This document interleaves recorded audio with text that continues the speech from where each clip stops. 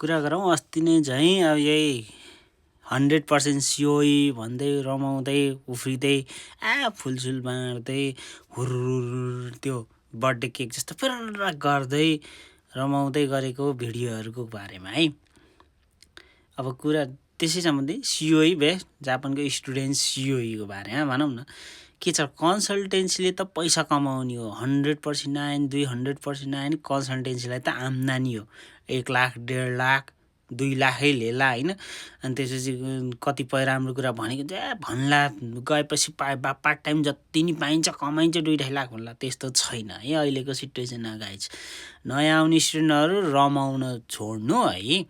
यहाँ आइसकेपछि चाहिँ दुःख भोगिन्छ, पीडा भोगिन्छ।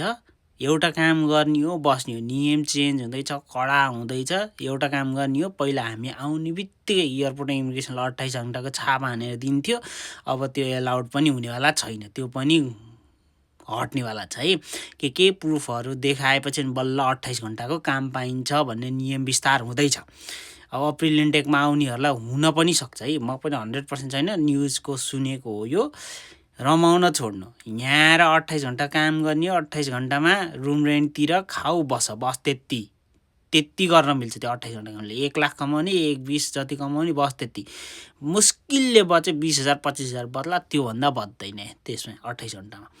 त्यसले त्यो कन्सल्टेन्सीले 100% निकालिदियो भने रमाउने, रुने, कराउने, खुसीले गदगद हुने त्यो गर्न छोडिदिनु कि है। किन भन्दाखेरि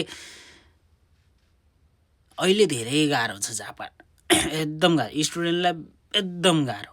अब कन्सल्टेन्सी कतिपय झुक्क्याइदिन्छ। अब मेरै आफ्नै पर्ने भान्जी पर्नेलाई उहाँ टोकियो गर्ने भनेको लास्टमा गएर फुकुओका पार्थ्यो। यस्तो छ कन्सल्टेन्सीले होइन।